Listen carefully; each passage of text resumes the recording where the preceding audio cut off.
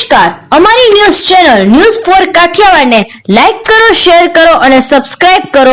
News for Kathiawad. નમસ્કાર. જૂનાગઢ ભવનાથ સ્થિત ભારતી આશ્રમ ખાતે બ્રહ્મલીન વિશ્વંભર ભારતી બાપુની ત્રીજી પુણ્યતિથિની ઉજવણી કરાઈ. ગિરિવર ગિરનારની ગોદમાં આવેલ જગ વિખ્યાત ભારતી આશ્રમ ખાતે બ્રહ્મલીન વિશ્વંભર ભારતી બાપુની ત્રીજી પુણ્યતિથિ નિમિત્તે મહંત હરિહરાનંદજી બાપુના સાનિધ્યમાં ઉજવણી કરવામાં આવી હતી, જેમાં અનેક સાધુ સંતો સહિત ધર્મપ્રેમી જનતાએ મહાપ્રસાદ લઈ ભારતી બાપુને શ્રદ્ધાંજલિ અર્પણ કરી હતી.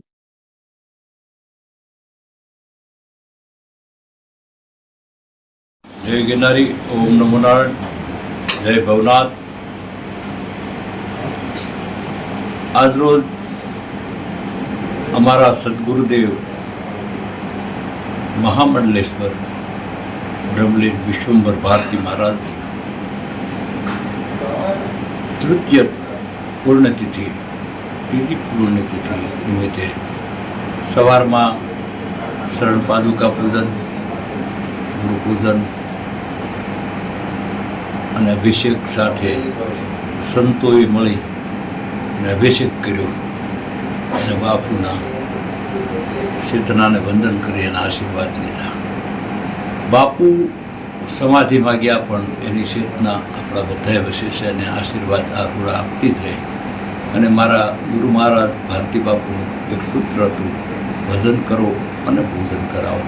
તો એ નિમિત્તે બપોરના ગિરનાર મંડળ અન્ય સાધુ સંતોનું ભંડારાનું આયોજન હતું.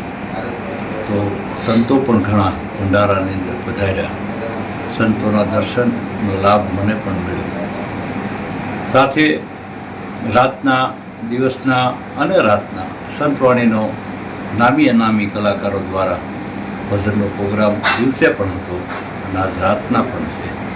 તો ગુજરાત અને જૂનાગઢની જનતા ભજનમાં દિવસે પણ ઘણા હતા અને રાતના પણ સંદેશો મળે એટલે તરત ભજનમાં સંતવાણીનો લાભ લેવા પધારજો. ભારતી આશ્રમ ભવનાથ તળેટી સરખેજ કેવડિયા અને ગિરનાર તરફથી બધાને ભાવભર્યું નિમંત્રણ છે અને ખૂબ આનંદ કરાવ્યો છે. કલાકારો ભજન અને ભોજન એ આપણી બધી જગ્યાઓના પરંપરા છે ગુજરાતની સંતોની કે ભાઈ ભજન કરવું અને ભોજન કરાવો. એ સૂત્રને આપણે સાર્થક કર્યું. અસ્તુ. જય ગિરનારી.